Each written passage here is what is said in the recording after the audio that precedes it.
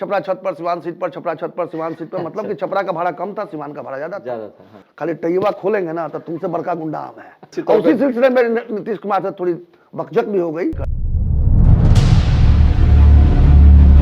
पहला संकल्प था स्कूल खोलना, छत वाला स्कूल, तो आप बता ही दिया मैंने कि उसकी परिणति क्या हुई।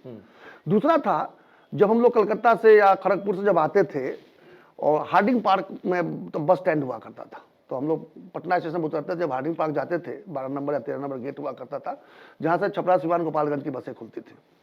जब मैं वहाँ पहुँचूँ तो वहाँ पर कंडक्टर हल्ला करते थे, छपरा छत पर सिवान सीट पर, छपरा छत पर सिवान सीट पर, मतलब कि छपरा का भाड़ा कम था, सिवान का भाड़ा ज्यादा था। तो निश्चित रूप से सीट पर बैठना तो आपको सिवान का भाड़ा देना पड़ेगा, और नहीं तो छत पर बैठ के आप छपरा का भाड़ा देकर जा सकते हैं। तो हम लोग तो बालक थे, हम लोग को फर्क नहीं पता था, खुद फान के ऊपर चढ़ गए, बढ़िया ऊपर ज्यादा मजा आता था। लेकिन एक बार मेरी माँ मेरे साथ में थी और बड़ी हुज्जत हो गया हमारा कंडक्टर के साथ में कि माँ थोड़ी छत पर जाएगी, जाना हमको छपरे है, बोला तो भाड़ा लेकिन सिवान का लगेगा। तो कंडक्टर से कौन जीत सकता है भला। तो फाइनली वो सिवान का भाड़ा देकर माँ को सीट पर बिठाना पड़ा। तभी मैंने तय कर लिया था कि मैं जब बड़ा होऊंगा तो ऐसी इतनी बसें चलाऊंगा कि बाकी सबकी बसें खड़ी कर दूंगा और उसमें करियर नहीं होगा। छत पर चढ़ने का स्कोप नहीं रहेगा। अच्छा, पीछे चढ़ने का स्कोप नहीं। छपरा सिवान के रूट में एक दिन मैंने 40 बस उतारा, सिर्फ छपरा सिवान के रूट। छपरा सिवान को मैं 40 बस उतारा बिना कैरियर का। और उसके लिए मैं सॉफ्टवेयर डेवलप करके उसमें जीपीएस लगवाया, कैमरा लगवाया।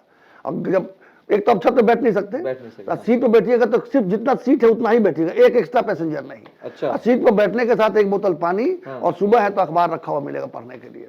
बिल्कुल, ये मैंने छपरा के लोगों को मैंने एक टेस्ट भी दिया, 5 साल चलाया। अच्छा।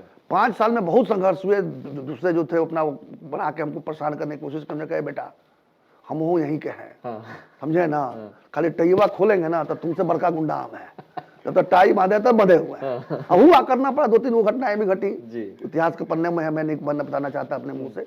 फिर लोग मान गए कि इससे उलझ के कोई फायदा नहीं है, साला सब जानता है। सही बात है, बचपन से हम लोग संघर्ष किए हुए, हम लोग को तो क्या सिखाओगे यार। बिल्कुल। तो फिर वही हुआ, सब लोगों ने करियर खोल दिया, सब लोग सीट पर बिठाने लगे, पानी तो नहीं पिलाते थे, कम से कम इज्जत से बिठाने लगे। हमने कहा ये काम मेरा नहीं, एक दिन चुपके से हमने बस हटा लिया। और उसी सिलसिले में नीतीश कुमार से थोड़ी बकझक भी हो गई, तो इसलिए बसों को परमिट को जो रिन्यू भी नहीं किए और उन बसों को बेचने भी नहीं दिया उन्होंने। तो मैंने भी उसको स्क्रैप करके बसों को 35 करोड़ की बस में 98 लाख रुपए में बेच के उससे निकल आया बाहर। अरे मतलब ये हो गया कि एक तरह से जो आपने शुरुआत, जो मिशन था, एक बदलाव तो हुआ, वो बिजनेस नहीं था, वो बदलाव जो था वो बदलाव संकल्प की पूर्ति थी, वो हो गई। लेकिन कहीं ना कहीं जो राजनीतिक आपकी जो सोच समझ जो आने लगी थी कि इस क्षेत्र में जाना है, वो कहीं ना कहीं नीतीश कुमार जी से आपकी थी। एक संकल्प बाकी रह गया, इसी में आ जाएगा। तीसरा संकल्प मैं जो जीवन में लिया है वो ये है कि देखो भाई, मैं पढ़ाई किया तो IIT किया, बिजनेस किया तो एक मकाम पर पहुंचा।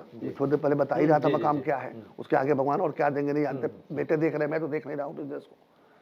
तीसरा, जब मैं राजनीति में आया और बिहार को नहीं बदल पाया तो फिर मेरी राजनीति में आने क्या मतलब हुआ।